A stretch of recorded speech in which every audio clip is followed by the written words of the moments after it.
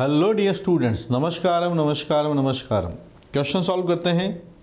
MCQ based question है जिसके लिए बारे में सॉल्यूशन मैं आपको बताने आया हूं। तो पहले इसका थोड़ा इतिहास जानते हैं कि इस क्वेश्चन के बारे में मार्किंग स्कीम का क्या फ़र्क पड़ता है एमसीक्यू क्वेश्चंस के ऊपर। और एक्चुअल में जेईई एडवांस का पेपर जब 2024 का पेपर 1 हुआ था तब कितने स्टूडेंट्स ने इसको सही किया था, कितने स्टूडेंट्स ने इसको गलत किया था और कितने स्टूडेंट्स ने इसको छोड़ दिया था।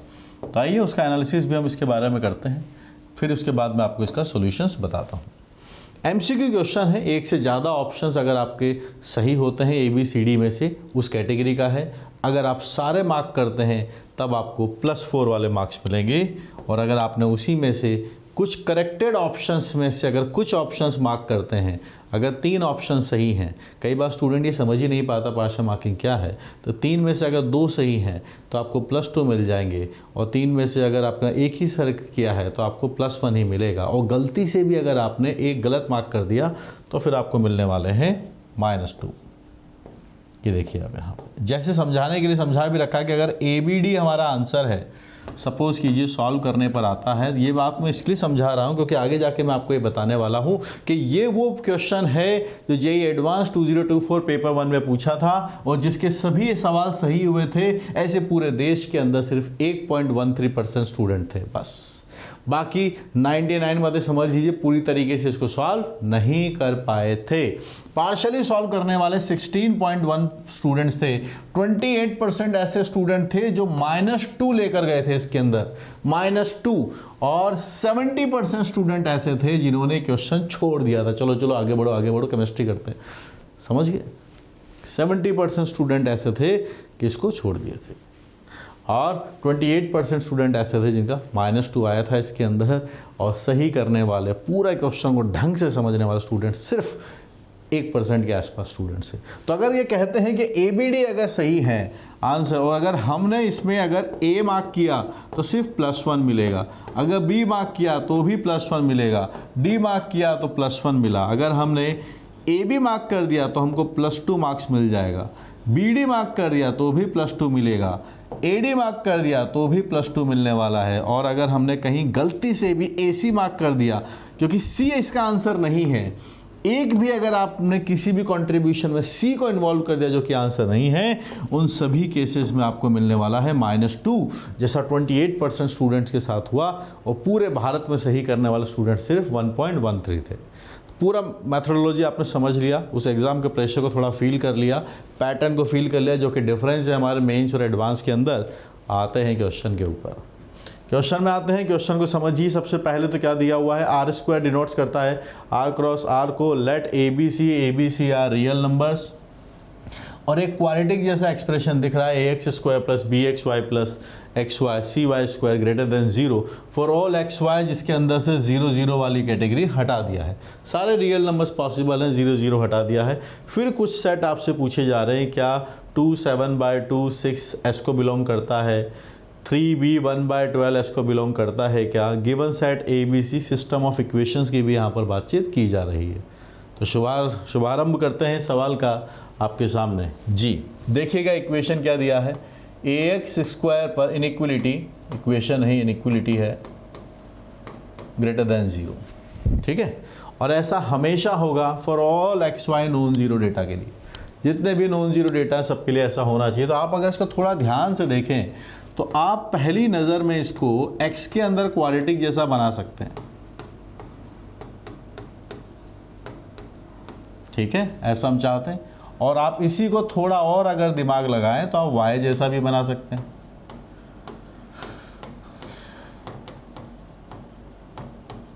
ठीक है।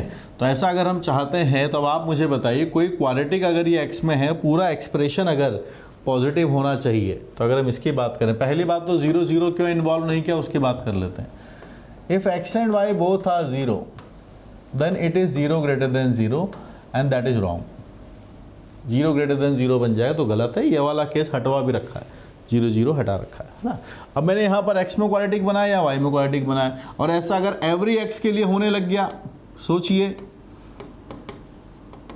0 0 हटाने के बाद, तो ऐसा कब होगा, ग्राफ ही अपवर्ड होना चाहिए, यानी A जो है A वो पॉजिटिव हो और इसका जो D है वो नेगेटिव आना चाहिए। इक्वल टू भी नहीं है, तो आपके पास से बनेगा 4b² minus 4ac² less than 0। Y square of 4 आपका कॉमन है, डेटा बनता है b² minus 4ac less than 0।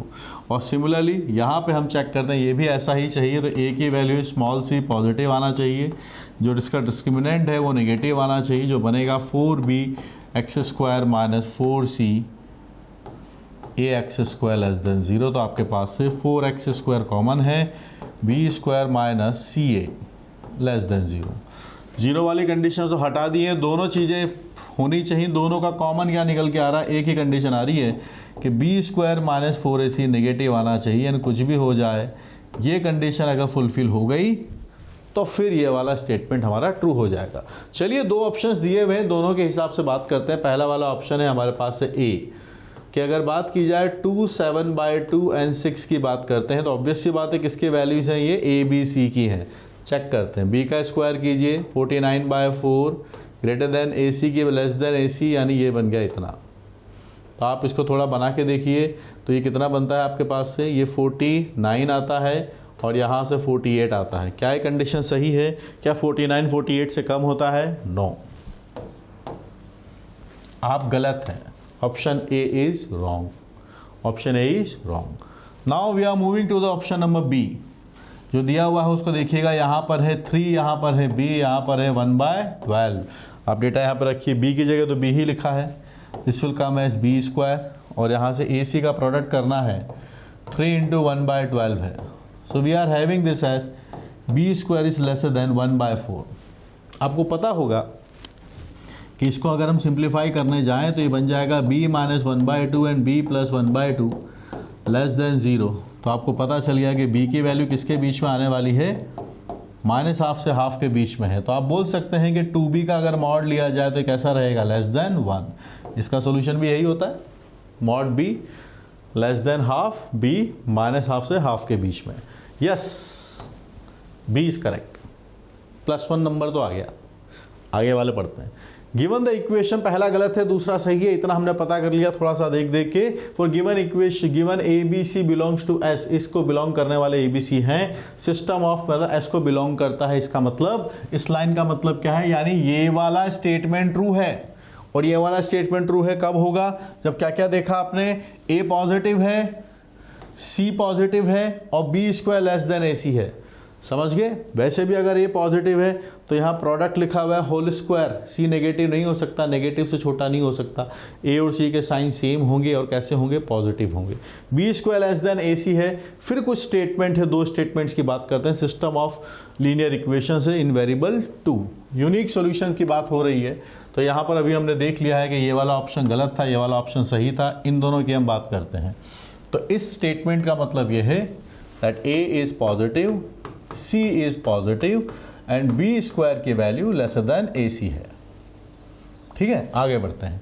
System of linear equations लिखा हुआ है, ax + by की वैल्यू 1 है और bx + cy की वैल्यू -1 है। यूनिक सॉल्यूशन चाहते हैं। अब यूनिक सॉल्यूशन, इसको सॉल्व करने के दो तरीके हैं, या तो हम इसको कोऑर्डिनेट से सोचें या फिर हम इसको अलजेब्रा से क्रेमर की तरह सोचें। अगर हम इसको कोऑर्डिनेट से सोचते हैं तो आप मुझे बताइए फिर लाइंस कैसी होनी चाहिए। ये दो लाइंस हैं तो ये कैसी होनी चाहिए कि एक बार कट कर ही जाए। अगर लाइंस पैरेलल नहीं है तो डेफिनेटली एक बार कट कर जाएंगे। और पैरेलल कब नहीं होती, when a/b is not equal to b/c, ये रेशियो देखा जाए तो दिस शुड नॉट बी 0। और अगर हम यूनिक सॉल्यूशन क्रेमर के हिसाब से देखेंगे तो फिर बनेगा डेल्टा नॉट इक्वल टू 0। यहाँ से आप रिजल्ट देख सकते हैं क्या बनने वाला है, we are getting b² is not equal to ac, that means b² minus ac 0 नहीं आना चाहिए, नहीं आ सकता। b² माइनस AC कैसा आएगा, नेगेटिव आएगा। और अगर ये नेगेटिव है तो फिर 0 कैसे आएगा, आपके मार्क्स अगर नेगेटिव हैं तो फिर 0 नहीं है ना, ऑब्वियस सी बात है। So b² minus AC is less than 0, so they can not be equal to 0, this statement is true. आप डेल्टा के हिसाब से भी बना सकते हैं, डेल्टा से बनाते तो यहाँ से बनता a/b/b/c, तो यहाँ से बात बन जाती AC - b², this is what we are getting, ये आता आपके पास, and which is not equal to 0। So option number C is correct, option number C is correct, C is correct. आगे चलते हैं। गिवन ए बी सी, फिर से same statement, यानी ये तीनों बातें ट्रू हैं of A system of linear equation, इसके लिए बात कर रहा है। ये क्या है, a+1x by और bx c+1y। तो इसके लिए हम एक काम करते हैं, डेल्टा निकाल लेते हैं। क्या बनेगा वो, a+1 b और c+1। आइए चेक करते हैं, a+1 c+1 minus B square, ac plus a plus C minus B square, a plus C plus A C minus B square. Check करके बताइए क्या डेटा हुआ। This should not be zero, a is positive, c is positive and ac minus B square is positive. कौन बड़ा है, ac बड़ा है b square से, this is also positive, this whole term is positive, that means delta is not coming as zero. Zero नहीं आ रहा है तो हम बोल सकते हैं it also has a unique solution. So correct answer we are going to mark is BCD। पूरे भारतवर्ष में इसको सिर्फ आपने अभी अभी देखा कि 1% स्टूडेंट ने इसको सही किया था, ओनली 1%।